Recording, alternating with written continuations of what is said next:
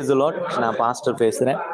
So நீங்கள் இந்த காணொலியை பார்த்துருக்கலாம். இங்கே இருக்கிற ஒவ்வொரு சகோதரர்களும் டிசேபிள் ப்ளஸ் மென்டலி இல் பீப்புள் இங்கே இருக்காங்க. ஒவ்வொருத்தரும் டிசேபிள் ப்ளஸ் மென்டலி இல். இங்கே கிட்டத்தட்ட 160 பேர் இருக்காங்க. ஒருவேளை உங்களுக்கு விருப்பம் இருந்து இந்த இடத்துக்கு வரணும்னு நினச்சிங்கன்னா நீங்கள் வரலாம்.